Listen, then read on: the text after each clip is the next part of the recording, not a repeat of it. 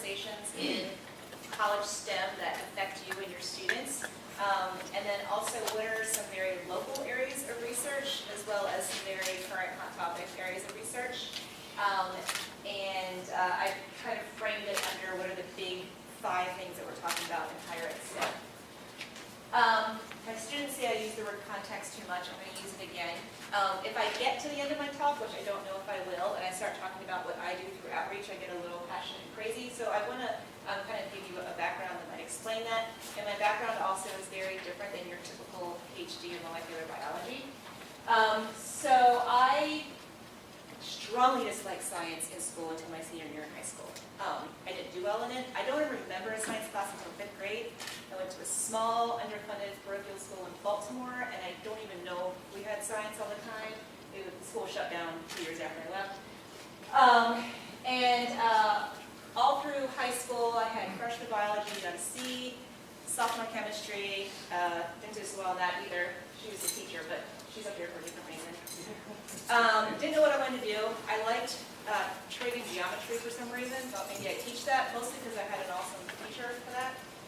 Liked creative writing, but I only wrote one kind of story. So I was kind of pathless.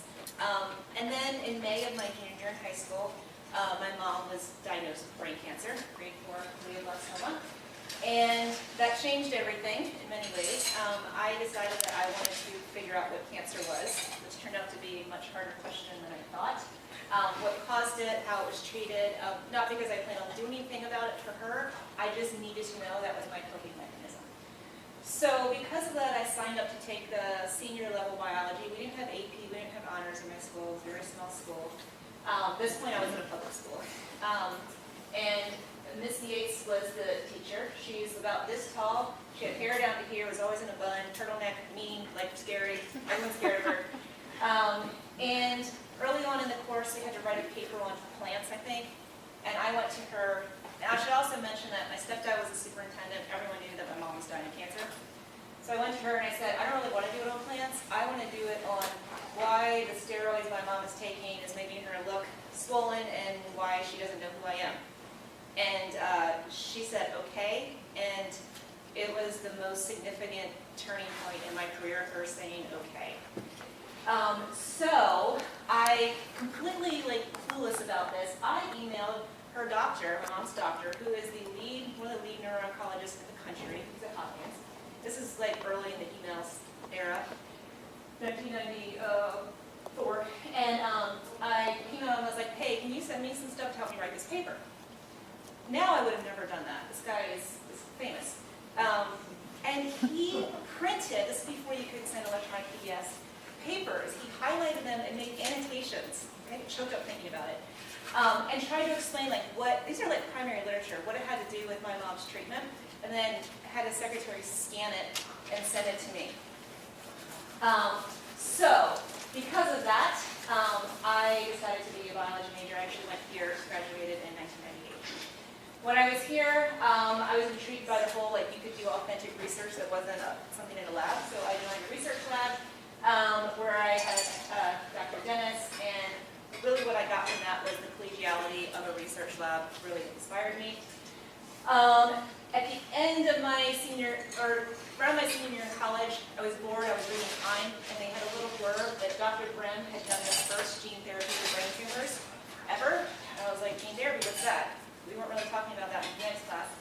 So I looked into it, and so I decided to go to the University of Florida, get my PhD in molecular biology, where I did a research project in gene therapy because of that article. I decided I didn't want to do it in cancer because it turns out that's really complicated. So I did gene therapy on autosomal recessive disease that's rare and usually causes death by the age of 2. And my mentor was the only doctor in the country that really treated these patients, so they all moved to Gainesville, Florida, and they were part of my community, and they were what kept me in the lab till 10 o'clock at night. And then I have 15 as a Saturday-year-old and a 11-year-old, and I try to do things that I would want them to do. Okay. What wakes me up in the morning? I teach 340 first-year biology majors. I love freshmen because they are sponges. You were like, hey guys, all 300 of us are going to do a jigsaw now. And they're like, great! And by the time they get to be juniors or seniors, they just want you to stand there and talk to them. I also do extensive outreach with 3rd, 4th, and 5th graders that I might get to at the end. And I work a lot with future science teachers, both those that are science majors when we do high school, and then the K-8 teachers. And I learn more from them than they learn from me. And okay. So these are the 5 issues. I talk fast, so sorry. These are the 5 issues that I want to talk about, and then I'm really going to focus most on number 2 and talk about some current and local areas of research. But the thing that I really am becoming increasingly more interested in is the problem with the lack of diversity in STEM. So there's 2 things happening. A, we don't have enough diversity, and B, we're going to have all of these STEM jobs available to students. And if we keep doing things the way they are now, they're going to be filled by white students. There is a conversation on campus that I have been intrigued by because basically it says, yes, it's the social just moral thing to do to make STEM more accessible to minorities and first-generation students, but there's also like a $ sign at the end of that as well. So there's all these studies that are done that talk about how more successful companies are when you have diversity. And I was just going to summarize one of them because I think it's kind of cool. So an economist looked at the ethnicity of US-based authors of 2.5 million scientific papers published between 1985 and 2008. They found that when the author listed reflected diverse ethnicities or represented geographically disparate areas, within the US, the papers appeared in higher impact factor journals and received more citations. And then there's like 3 other examples that talk about when people are put in a group where they know the other person has a different political view, how much more successful and productive the conversation is. And so I'm trying to get that word out too, that it's not just like the right thing to do, that it's better for STEM problem solving. A report in 2012 demonstrated that we need 1 million more STEM workers in the next 10 years than we anticipated based on basic economic growth. Also, I have all these slides up here. And when we say that, people are kind of like, well, you know, we can't get, a lot of these kids really don't have the background to be PhDs in physics. But most of the jobs are just STEM capable, STEM literate. So that's your green area here. These are non-STEM. So you have the STEM capable. I went to college and I took some interest in science. Those with undergrads and STEM degrees. And then you have a smaller subset that are the advanced degrees in STEM. This is just showing you the types of jobs. So the light blue are the number of jobs that are just due to replacement, and the dark blue are growth. So we've got computer specialists down here. You also have social scientists, life scientists, engineers. This is from the President's Council of Advisors in Science and Technology report for 2012. Employment is lower for STEM workers. So this is an employment graph. Unemployment, dark blue is STEM, light blue is non-STEM. But the problem is, the conversations are, we need to increase retention of our STEM majors. Retention is bad. So I'm pointing out, I'll start with the white students here. This is the number of students that go in with a STEM degree and actually graduate with a STEM degree, 8%. About 46% of the white students stay in college if they switch their major. And then 30-some% actually drop out. And you see the dropout numbers are higher for Black African American, Hispanic Latino, and American Indian. What this doesn't tell you is the reason that the minority students are dropping out are a lot different than the white students. They feel outnumbered in the classes. They are discouraged. They might not have the background at home to help them persist through STEM. And this was reflected. These are actually STEM, the STEM workforce. Okay, so lots of white people. And it goes down as we go through the minorities. There's a lot of initiatives that are being put forward to not just keep the white students we have, but to bring in more diversity and then help them succeed once they get there. It's not enough to give scholarships to a bunch of Hispanic students and say, okay, now we have diversity. We have to work with them once they're here because they don't have the same background in education sometimes. So, for example, Howard Hughes is giving $60 million for that reason I explained to promote success.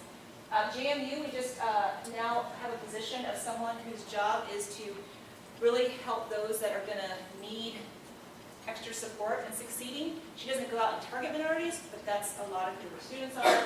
And then there's crazy people like me. I'm really, I like the idea, I don't like it, but the research shows that the most critical time to pique interest in science, especially for high-risk kids, is before middle school. So middle school, for many kids, is too late. Not to say you can't inspire them at that point, but for the high-risk kids, elementary school is critical. So I do a lot of stuff with that, but I'm not here. Okay, the big problems. I sent out a survey to my faculty. Surprisingly, 26 responded out of like 50. That's huge. And I asked them what the biggest problem in biology facing the world today was. And I tried to do a Wordle, word cloud, whatever it's called. And you see some common things here: climate change and biodiversity. So 13 said climate change, 9 said biodiversity loss, and 4 said some other random things usually related to biomedicine. So the biodiversity thing is interesting because we have a very local problem. We have like 5 people at JMU that are studying it, and our entire amphibian population is drastically declining because of this. So I kind of want to walk through what it is. If I start using jargon and miss something I should explain, please let me know. Okay, so this is a fungus. We're going to call it a pitcher fungus because I can't pronounce that. It's aquatic, so fungi are eukaryotic. This is a multicellular fungus. And greatest disease-caused loss of biodiversity in history. We have 4 billion years of history of biodiversity. So that's pretty big.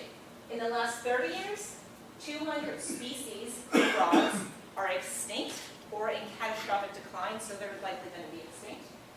The first emerging disease to cause decline or extinction of hundreds of species, and over 350 amphibian species, they've been identified to have a pitcher fungus. So this is an example of a spore of the fungus, and here's the frogs. Okay, so this part about the frogs is a global thing, and then I'm going to kind of zoom in and tell you what's happening in the Shenandoah Valley with salamanders and the same fungus. Okay, so it infects keratin is a protein that's on the epithelial cells of the skin that helps protect it. So anything that has keratin is susceptible to infection.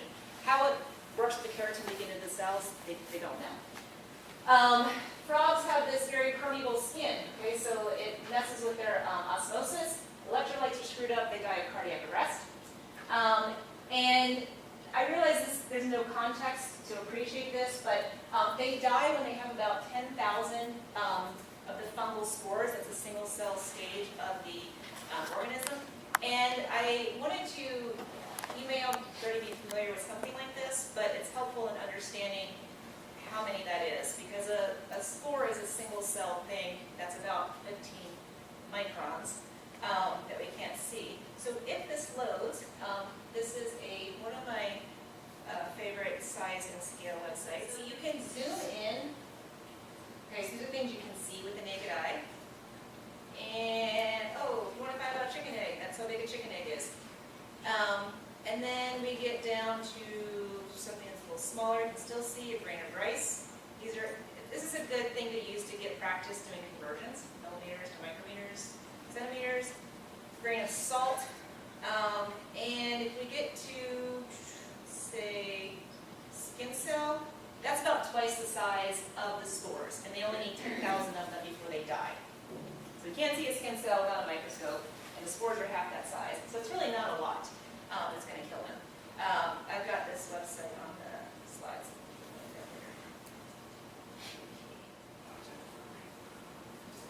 Okay, so the pitcher fungus,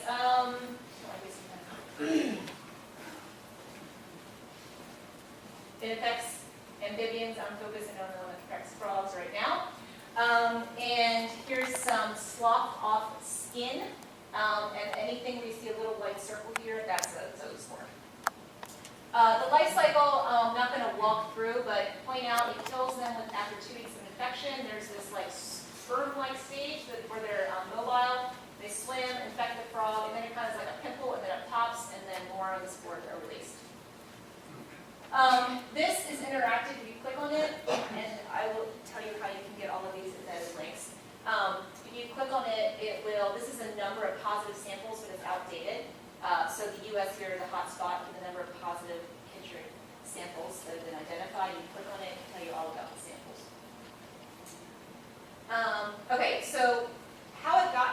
not clear.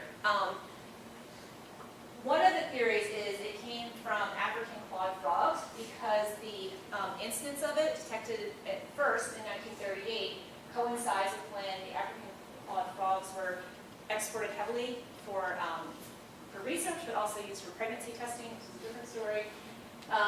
So like they would put the pea, I guess, on two tadpoles or two frogs, and if they mated, then you were pregnant. I don't know this story. It's not better, obviously. And it's thought that it is a novel pathogen, not something that was weak and non-pathogenic that all of a sudden evolved over time. That's not the theory. The theory is it's a novel pathogen that when in theory it was pathogenic from the beginning. Climate change, not sure. It appears that these actually grow better at warmer climate, the fungus. However, we know climate change, the drastic changes make the frog's immune system worse, so that's not helping. And it's spread through illegal pet trade, which is $1 billion industry. So cool amphibians being shipped. I don't understand it. I saw it on Law and Order, but that's how it's being spread. Okay, so more local. Salamanders, they're awesome. The Appalachia region, and a lot in the Shenandoah Valley, has the most salamander diversity of anywhere else in the world. So at JMU in biology, we get people that want to come work in our department just because they have access to the salamanders. And because they have legs, I like them. I don't do snakes. They have survived a long time through 3 extinctions, and now they're dying because of fungus. They're dying also because of habitat loss, climate change, but the fungus is what I'm going to talk about. So this is diversity of salamanders, this color map here. So here we are. You see the darkest color, the red. We have the most diversity. I'll point out right here, this is the risk of amphibian loss due to chytrid. So we have a high risk. There's some weird stuff, like New Jersey has like 6 salamanders, but they're high risk because they have 6 salamanders.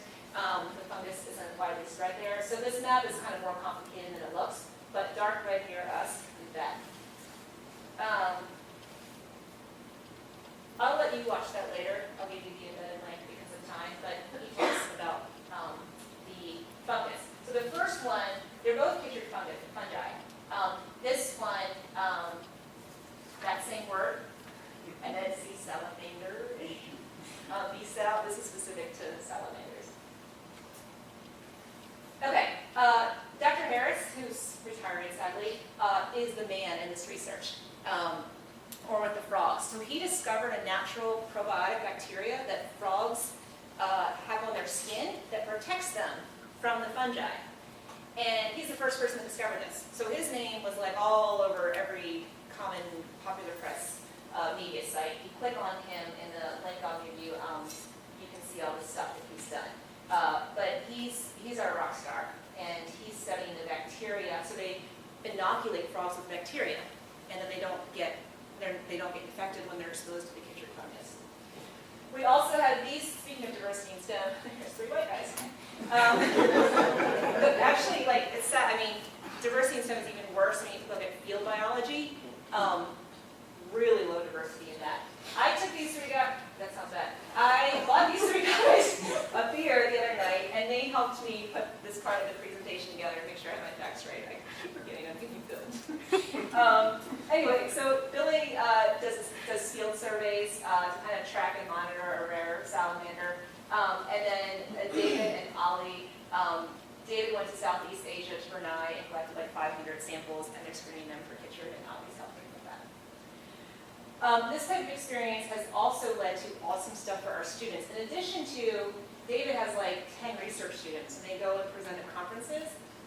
They have an outreach program that I'll hopefully get to. That's one of my awesome students, Alex. And this is giving our students a chance to publicly communicate science and to share their enthusiasm and get the word out about biodiversity. And then also, he took a group of students to Brunei in May, which was apparently an amazing experience. And they did the herpetology stuff, but they also worked with the local community. Okay, as far as talking about this in a course, I don't really know where it best fits for high school biology versus AP versus environmental and life science, but it touches on local issues. I realize not all kids have a backyard, but if you do, you can find some salamanders under rocks. Ethical reasoning, illegal animal trade, the big one. populations, habitats, invasive species, and human impact on the environment. There's a lot of popular press articles that are written for the general public on this. Raise your hand if you're familiar with science in the classroom. Okay, so the rest of you are going to be. This is a service, I guess, that is provided by a group from a bunch of PhDs and their grad students, and they take science journal articles, premier journal in science, and they annotate them for high school teaching. Could be used maybe in an advanced problem-based learning middle school class, and I would use them in my freshman biology class because they don't have any exposure to primary literature. And I'm going to give you an example. So this is related to biodiversity loss. They don't have one on frogs. They do have one on the next thing I'm going to tell you about.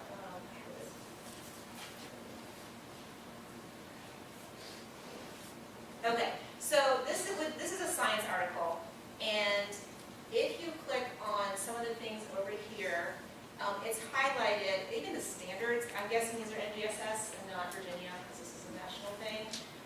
News and policy links, and then they add in here explanations for things that are complicated, and often a lot of like videos that help explain a concept, and they walk you through here's a video, the figure legends, and kind of break it down.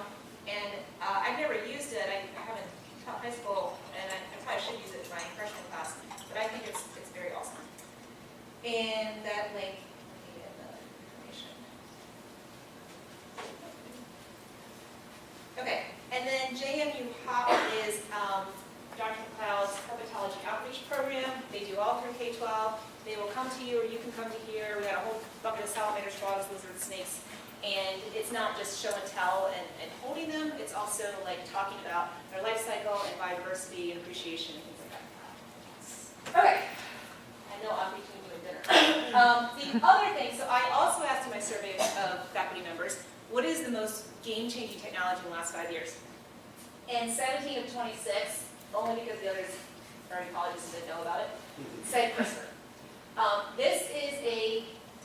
This is seriously a game changer. So this is a system that is cheap, it is easy to get, it allows you to go in and cut out a targeted piece of DNA and add in the piece of DNA you want. So even like if you've heard knockout mouse models, nothing like this has been possible before. And so we're moving towards slippery slope ethical stuff too, like designer babies keeps coming up. So it's part of the bacteria's natural immune system. And it's been hijacked by this awesome group of scientists in 2012. They've done some cool things with it. Here's a video that explains it. But in the interest of time, I will try to explain it. But I recommend you watch that. I like it because we always try to fit in, like, how do we talk about socio-scientific issues and ethics, and we come up with stuff like human cloning. But this is, like, real. This is happening.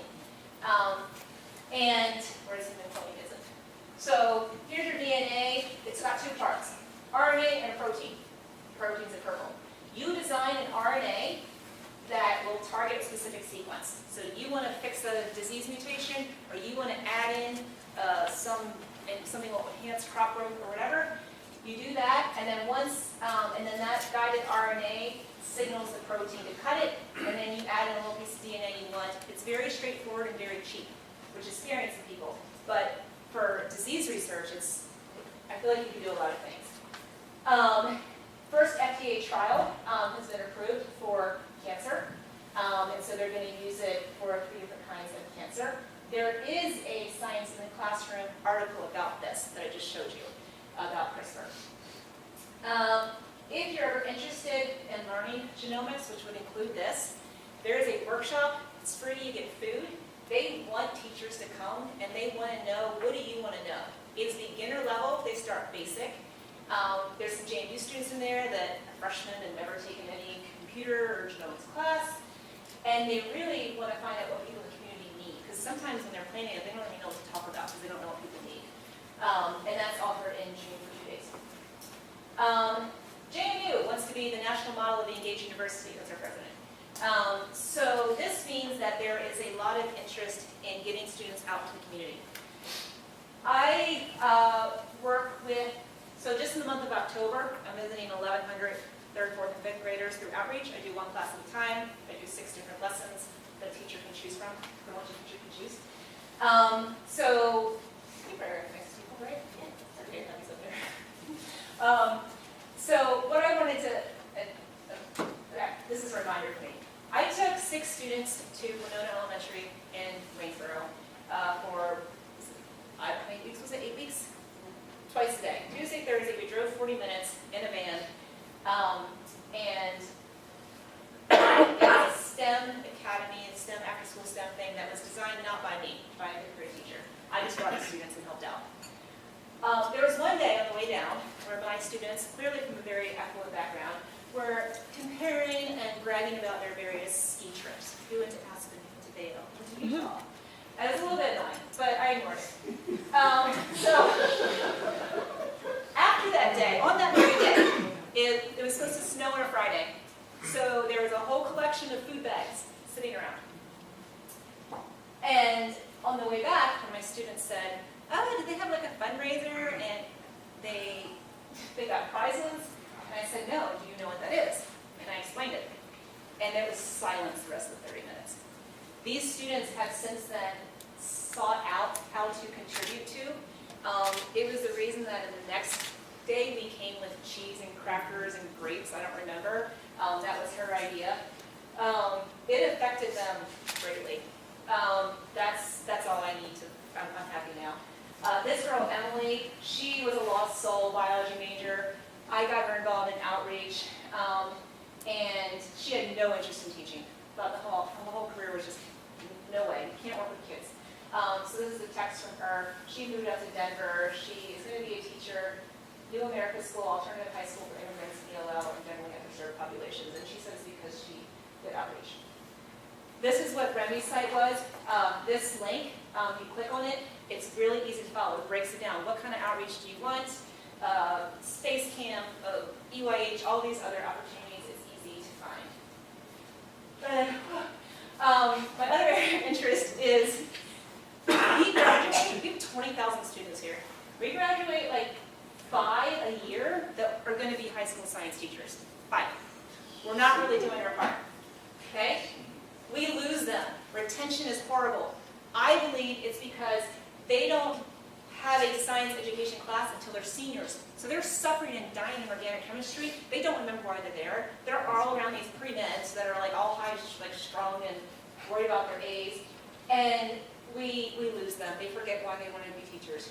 So I piloted an outreach course the whole semester. The end point was a community science night at a local Spotswood elementary school, completely bilingual, the whole thing. That was a learning experience for them. They mentored 10 high school students from HHS in the process. And for example, we gave away these glossy fancy postcards. They had to design them in both English and in Spanish. External evaluator did some surveys pre and post. And I just want to talk about this one because it's about you guys. And only 5 students, okay, but they all want to be high school science teachers. And they only got 1 credit, so it's probably why I got 5 students. But anyway, so why do you want to be here? Why do you be a high school science teacher? 4 identified specific high school science teachers, and yes, this is only 5, but this is a trend that we see at a large scale. 3 credited some former teacher through K-12, and then 2, someone in their family. The other things that might be of interest to you that they learned is, oh, okay, we don't really like the idea of the standards, but that's what it is, so we got to work with it. Yeah, they learned about some local issues, appreciation for teachers. Working with elementary schools is harder than they thought, and they need more patience. And then I made them, the first 6 weeks was all reading the literature. Like, don't just go on Pinterest and find something that looks fun. You have to design a lesson that is evidence-based practice, best practices. And so they learned what misconceptions were, and that there's research that goes into good teaching. It's not just what looks fun.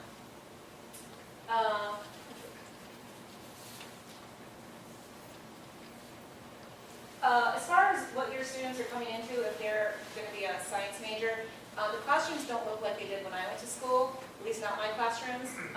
In one I have 120 and I have 240, and it is active learning. It is a fixed seat classroom, but they are sitting in groups. This is actually a video, but sitting in groups doing case studies that are applications of what they read or learned. They have metacognition assignments due every Sunday night, how to reflect on how they learn. Lots of math. They don't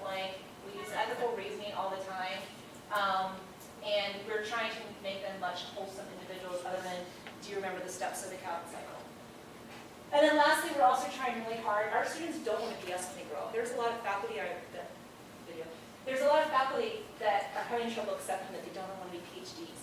And so we're trying really hard to prepare them for all these other careers, and we don't know about them. That's the problem. We're kind of in our own little ivory tower world, and we are trying to get more exposure to what our students can go and do.